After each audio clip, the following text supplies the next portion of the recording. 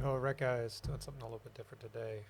We're watching a time lapse here, some work I did on the model to get it updated based on the material that was delivered. I was able to take a survey of what I had, um, update the dimensions on here, refine some of the joinery.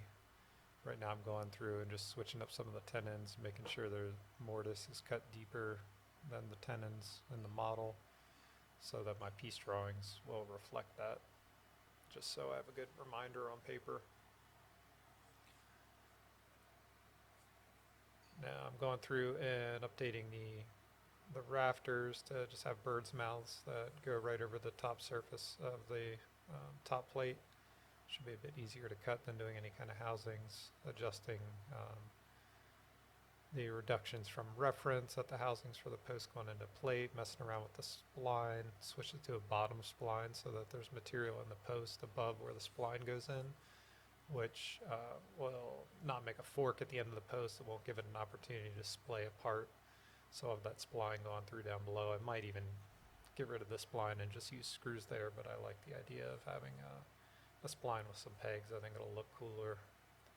Feel like it's a stronger connection laterally, but we'll see. I put some markings on there. Those things going across the top of the plates that say POS. That's a position marker for the rafters, so I'll be able to put that on there. So when we're installing the rafters, we'll have an idea of where those are supposed to hit. I was just double checking the peg location. I wanted a 2 inches up from the bottom of the plate and an inch and a half in from the nosing of the brace. And then I had to go in here and adjust where the hips come and connect to the post to make sure that that was a good solid connection, that there was some messy stuff in there I had to clean up, and I also had to, coming up here, you'll see I had to shift the post to account for the rafter spacing to give those enough room. I wanted to make that connection a little bit cleaner. I didn't like the way the tops of the hips were interacting with the posts and the way the bearing surface there looked. So I wanted to make it a little bit cleaner. That took a little bit of time.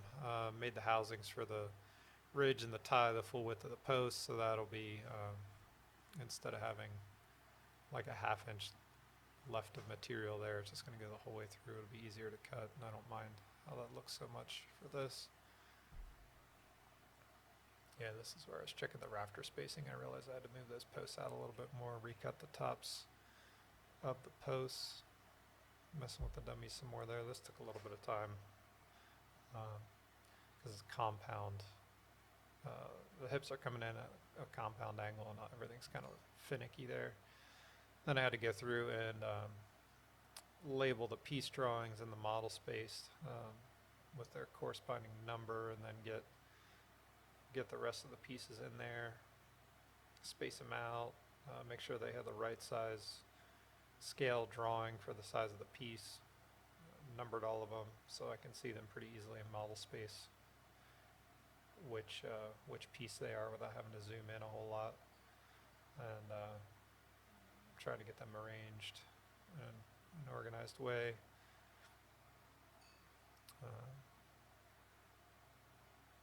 I think I was checking to see if I had all the pieces. Oh yeah, I was putting the reference edge on all the pieces where I want the reference to be. It's top and outside for all the plates.